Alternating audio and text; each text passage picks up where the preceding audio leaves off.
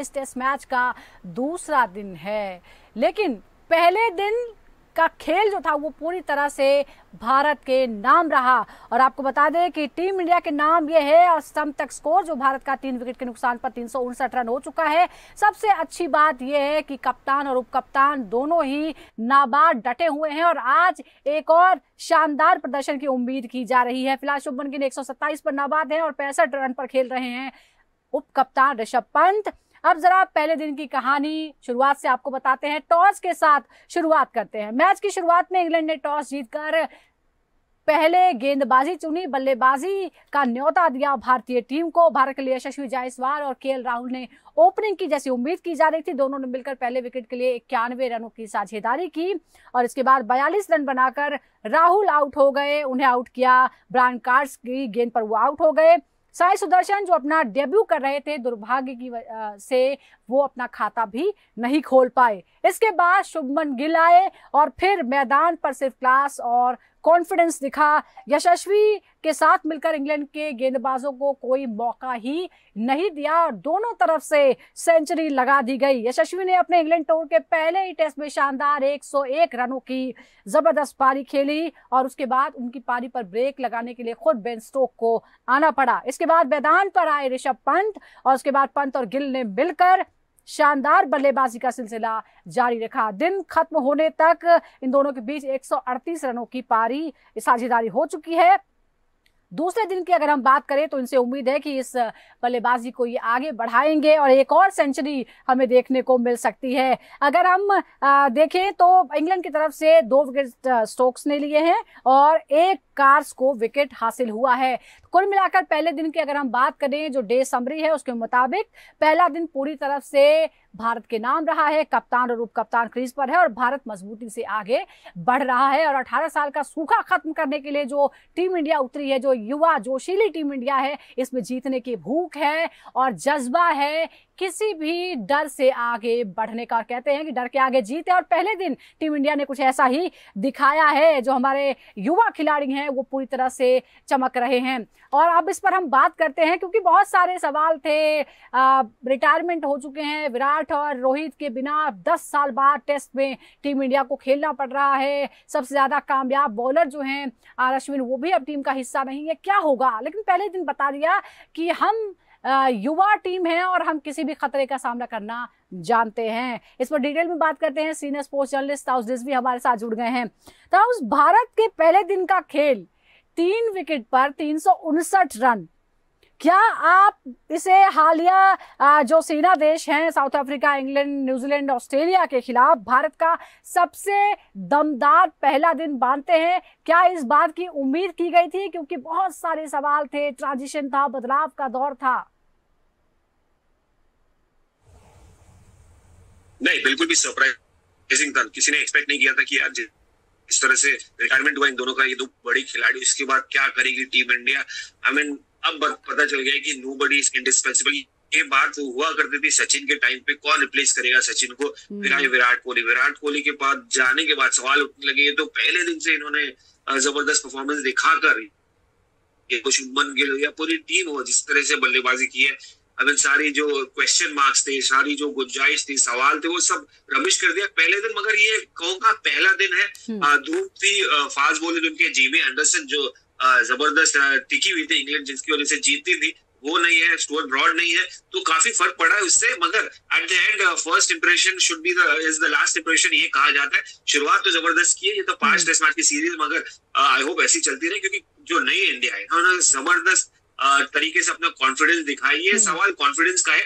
अच्छा, एक और बात है कि यहाँ कॉन्फिडेंस भी है ताउस, अगर आप गौर करेंगे तो यहाँ कॉन्फिडेंस भी है, अग्रेशन भी है और बैलेंस भी है। क्योंकि हमने कहा था कि ये असली टेस्ट है और ये जोश जुनून के साथ धैर्य की भी परीक्षा है, वो देखने को मिला है। क्योंकि अगर हम देखें तो पहले दिन भारत का जो रन रेट रहा है वो 4.2 रहा है और उसमें हमको दिखता है कि आक्रामकता भी है और संतुलन भी है। इसके लिए क्या आपको लगता है कि ड्रेसिंग रूम में Rahul Dravid as a coach वो काम कर चुके हैं और राहुल, उसके बाद गौतम गंभीर हैं और गिल है, क्या आपको लगता है कि ये जो असर है वो उसका असर है, इसलिए वो संतुलन में दिख रहा है? एग्जैक्टली राहुल द्रविड़ जो इतने कई साल से किए उन्होंने कोचिंग टीम इंडिया को, और जिस तरह से उन्होंने बैलेंस लाया है, शुभमन गिल में यशस्वी उनके अंडर आए हैं टीम इंडिया में, तो डेफिनेटली वो छाप तो दिख रही है राहुल द्रविड़ की कि भाई हमको कॉशन को अग्रेशन, जो गौतम गंभीर का फोर्ट है, अग्रेशन के साथ मिक्स करना है। मगर गौतम गंभीर का डेफिनेटली रन तो नहीं बने, हमने देखा है पिछले साल पिछले कई सालों में कि इंग्लैंड में सक्सेस नहीं रहे, मगर वो एटीट्यूड अप्रोच वही रहा है उनका, अग्रेसिव अप्रोच। तो एक अच्छा संतुलन है, एक अच्छी तरीके से जो पांच ऑन किया जाता है, बैटिंग जबरदस्त तरीके से किया है। जैसे अब शुभमन गिल को बैटन मान लेंगे जो राहुल द्रविड़ ने अपने अंडर लिया था, और जिस तरीके से स्मूथली पास ऑन किया है गौतम गंभीर को, तो ये अप्रोच मुझे लग रहा है कॉशन अग्रेशन का और जबरदस्त अप्रोच है। और ये नहीं कि राहुल द्रविड़ खुद डिफेंसिव थे, उनका माइंडसेट ही अलग था। अभी कुछ ही पल पहले मेरी बात हो रही थी कि किस तरह से राहुल द्रविड़ ने अप्रोच लेके आए थे। उन्होंने कहा था कि भाई जब अच्छी गेंद हो तो उसको रिस्पेक्ट नहीं करो, उसके अगेंस्ट आगे बाउंड्रीज कोशिश करो निकालने की, तुम्हारा अप्रोच चेंज होगा। And that is what these youngsters are applying, और वही माइंडसेट दिखाता है। कॉन्फिडेंस का, अग्रेशन का अप्रोच, माइंडसेट बड़ा स्ट्रांग लग रहा है। और इसमें राहुल द्रविड़ और गौतम गंभीर के साथ साथ आईपीएल का भी बहुत बड़ा रोल है, जो एक बड़ा प्लेटफॉर्म देगी अंडर प्रेशर खिलाने में। और बिल्कुल ये तमाम वो खिलाड़ी हैं जो आईपीएल में भी कंसिस्टेंटली इन्होंने अच्छा प्रदर्शन किया है, सिर्फ एक साई सुदर्शन के जो कि टॉप स्कोरर रहे हैं। उम्मीद करते हैं कि वो वापसी जरूर करेंगे और शानदार वापसी करेंगे। लेकिन इस बीच यशस्वी जायसवाल की बड़ी चर्चाएं हैं। 24 साल की उम्र से पहले ही उन्होंने वेस्टइंडीज, ऑस्ट्रेलिया और अब इंग्लैंड में शतक जड़ दिया है। ऐसा करके उन्होंने बहुत ही बड़ा रिकॉर्ड बनाया है। क्या आपको लगता है कि हर फॉर्मेट के लिए हम एक सुपरस्टार इन मेकिंग देख रहे हैं, क्या वो ऑलरेडी बन चुके हैं?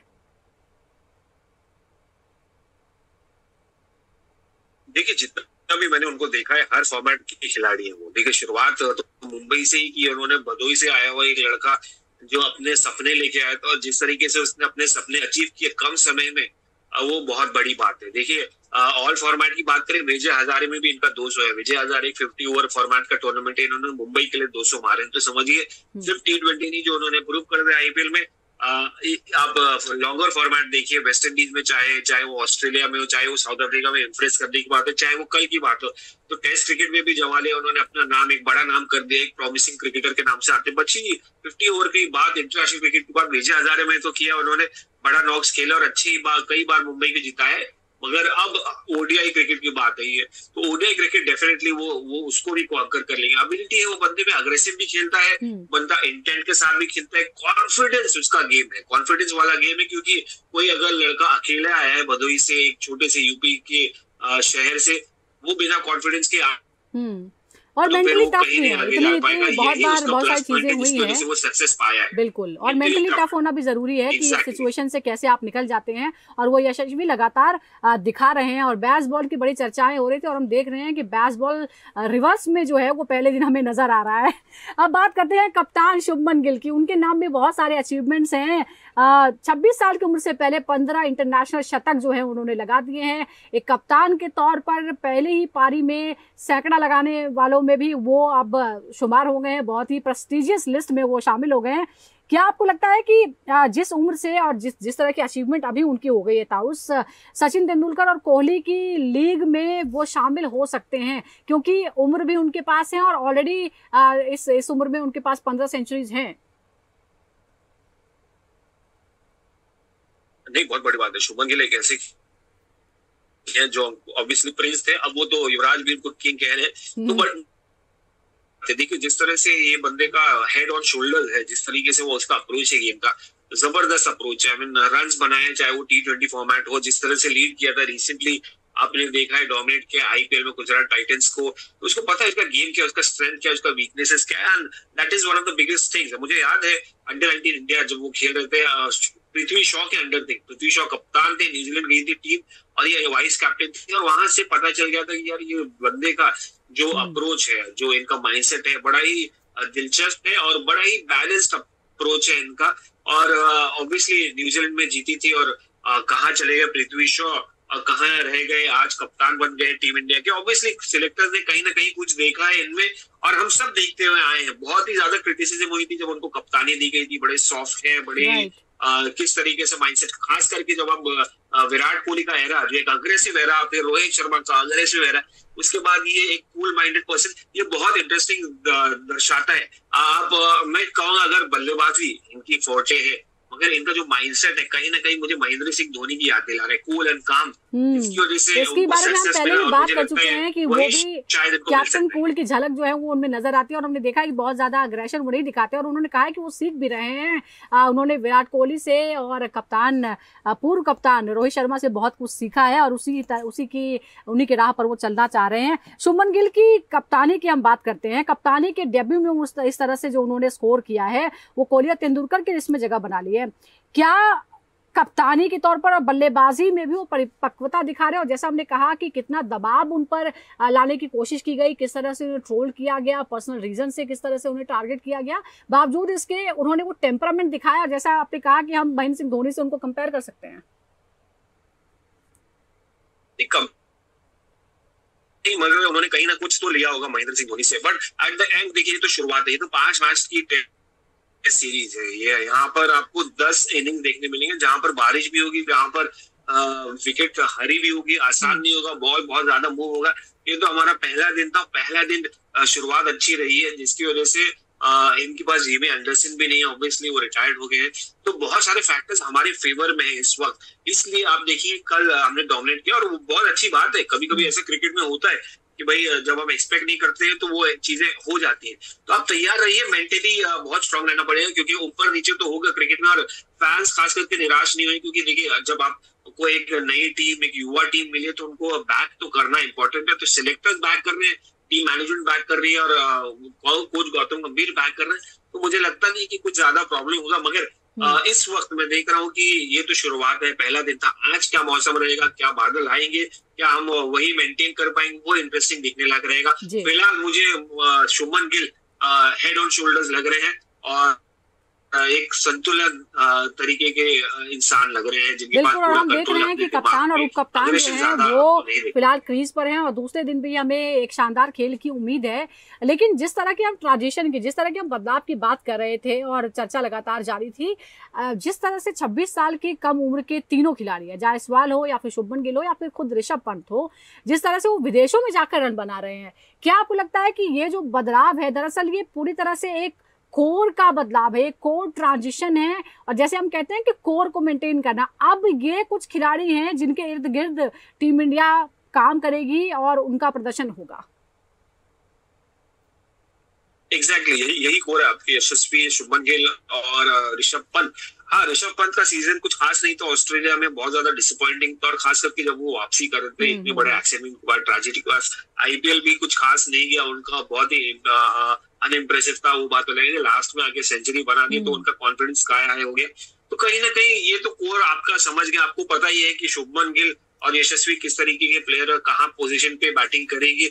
ऋषभ पंत का एक इंपॉर्टेंट भूमिका रहेगी, इसलिए उनको वाइस कप्तानी दी गई है। KL Rahul is another guy जो इम्पोर्टेंट है पूरे आपके कोर में। केएल राहुल एक्सपीरियंस के साथ साथ, क्लास के साथ साथ एक्सपीरियंस भी लेके आते हैं, तो कहीं ना कहीं आप इनको अगले 4-5 साल देखेंगे टीम टेस्ट क्रिकेट में डोमिनेट करते हुए या हिस्सा लेते हुए। क्योंकि देखिए जब आपके रोहित शर्मा, विराट कोहली कोर थे, तो आपको इंडिस्पेंसिबल तो कोई होता नहीं है, तो आपको रिप्लेसमेंट इमीडिएटली मिल गया, वो बड़ी बात है। क्योंकि इंडियन क्रिकेट ने अपना बेसिक्स हमेशा राइट रखा है, and one of the reasons why they have rarely failed compared to other neighbouring countries जो अपना फोकस कहीं और रखते हैं, उनका फोकस उनको उनके कोर नहीं मिल पाते। तो the reason that Indian cricket has kept his all सारे बेसिक्स एकदम सही रखे, सारे पत्ते अपने सही खेलते हैं। बिल्कुल, और मेंटरिंग लगातार चल रही है, बेंच स्ट्रेंथ जो है उस पर ध्यान दिया जा रहा है, ताकि किसी तरह का वैक्यूम क्रिएट ना हो, और हमेशा इस तरह के ऑप्शंस हो, और खेलने का भी मौका मिलता है। अलग अलग आईपीएल टीम्स में खेलते हैं, आपकी मेंटरिंग होती है, आप इंटरनेशनल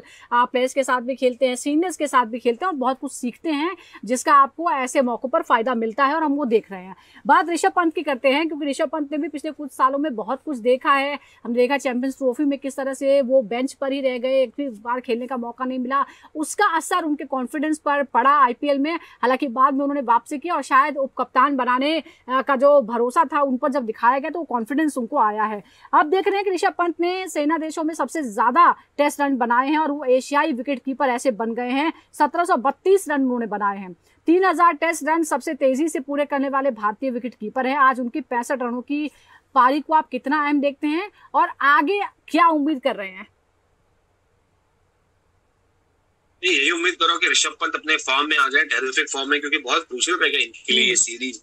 और खास करके आज शुरुआत तो उन्होंने 48 रन बना ली, अब तो 100 बनाने को देखना चाहिए। जितना ज्यादा से ज्यादा रन मिले उतना कम है, क्योंकि ऋषभ पंत एक ऐसी खिलाड़ी हम सब देखे हैं, सब जगह रन बनाए, और जिस तरीके से फेवरेट फॉर्मेट है ये टेस्ट क्रिकेट है, इनको समय रहता है और समय रह के जो खराब बॉल होती है उनको जिस तरीके से ट्रीट किया बेंच स्ट्रोक्स को, कल रिएक्शन मालूम पड़ गया, जिस तरह से उनको सर के ऊपर से मारा, बच गए बेंच स्ट्रोक। तो कहीं ना कहीं ऋषभ पंत का ये फेवरेट फॉर्मेट होने के बाद ये यहाँ पर डोमिनेट करते हुए शायद नजर आए, जहां पर कंडीशंस आपके फेवर में होगी। और बहुत ही क्रूशियल है, खास करके वाइस कप्तानी कैप्टेंसी जो उनको दी गई है, तो उनकी जिम्मेदारी और बढ़ जाती है, क्योंकि कहीं ना कहीं कप्तान के तौर पर भी उनको देखा जा रहा है। तो ऋषभ पंत मुझे लगता है एक ऐसे माइंडसेट के साथ आए हैं, भाई अब मुझे करना है, क्योंकि मेरा कुछ पिछले 3-4 महीने कुछ खास नहीं गए, खराब गए, तो मेरे ऊपर सवाल उठने शुरू हो गए। और ये जायज से सवाल है, सवाल उठेंगे, क्योंकि पॉपुलेशन इतना है, लोग इतने, कंपटीशन इतना है, तो आपको अपनी सवालों का जवाब बखूबी दे रहे हैं, बखूबी दे रहे हैं सवालों का जवाब देना पड़ेगा। बिल्कुल। और उनका कैरेक्टर भी इस तरह का, टेम्परामेंट भी इस तरह का, हमने उन्हें हमेशा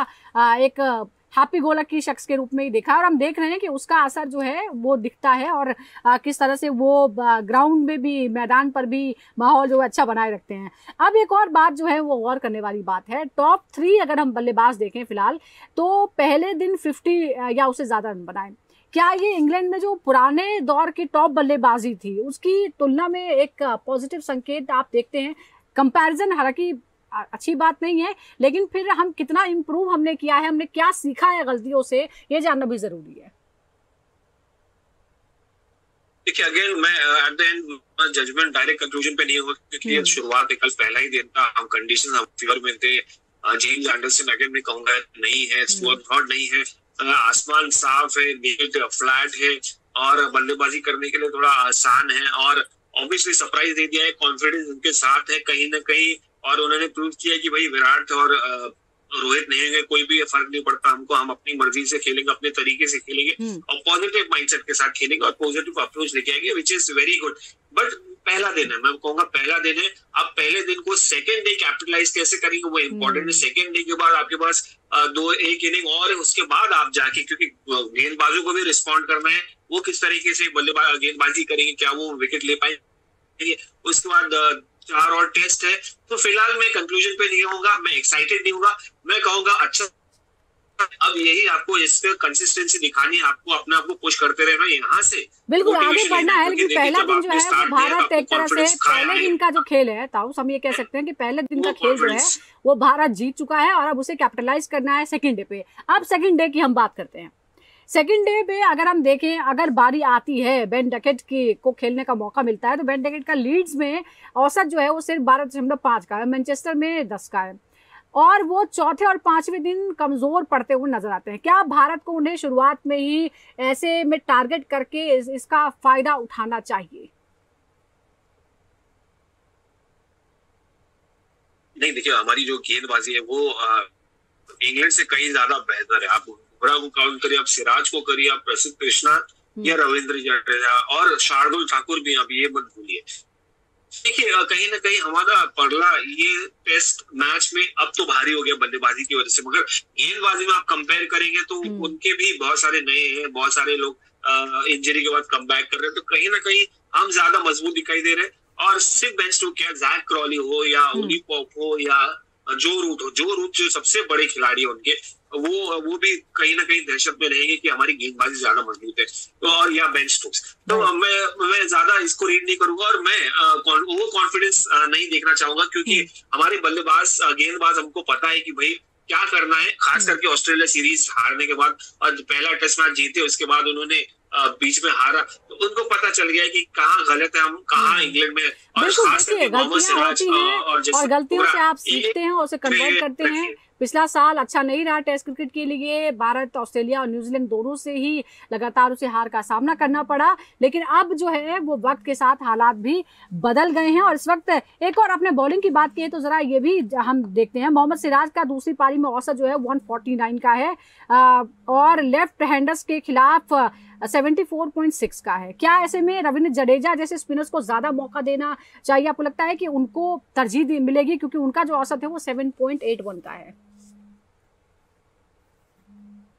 कहीं ना कहीं रविंद्र जडेजा को बहुत इंपॉर्टेंट रोल रहेगा। अगर ये पूरे 5 दिन सूरज रहेगा, स्काई क्लियर रहेंगे, विकेट ब्रेक होगी तो चांस बहुत ज्यादा स्पिनर्स का। इसलिए तो आप देखेंगे इंग्लैंड ने शोएब बशीर को खिलाया, one of the reasons Shoaib Bashir खेल रहा है ऑफ स्पिनर। यहाँ पर जडेजा के पास एक्सपीरियंस है, साथ साथ अगर विकेट क्रैक्स होती चली गई तो बड़ा मुश्किल होगा इंग्लैंड बल्लेबाजों के लिए उनको खेलना, और खास करके उनकी जो फ्लैटर ट्रैजेक्टरी है बड़ी मुश्किल है खेलना। अगर ये टर्न इनको मिलेगा तो बहुत ज्यादा खतरनाक हो जाएंगे। तो मुझे लगता है तीसरे चौथे दिन या 5वें दिन ये फास्ट बॉलर से ज्यादा डेंजरस नजर आते हुए मुझे देख रहे हैं, अगर आसमान खुला रहा, विकेट्स क्रैक होती रही। क्योंकि एक्स फैक्टर है, रविंद्र जडेजा बल्लेबाजी तो करते हैं मगर स्पिन उनकी ज्यादा घातक है ऐसे कंडीशंस में। बिल्कुल, और इस कंडीशन का फायदा वो पहले भी उठा चुके हैं।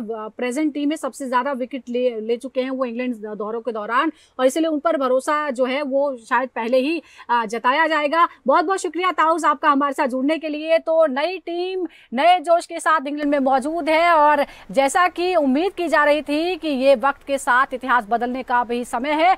पहला दिन जो हेडिंग्ले टेस्ट मैच में हुआ है वो पूरी तरह से भारत के नाम रहा, और उम्मीद की जा रही है कि अब ये जो पकड़ मजबूत की गई इस टेस्ट मैच पर उसको नतीजे तक पहुंचा कर ही टीम इंडिया मानेगी। बहुत बहुत शुक्रिया क्रिकेट प्रेडिक्टर के साथ जुड़ने के लिए। नमस्कार।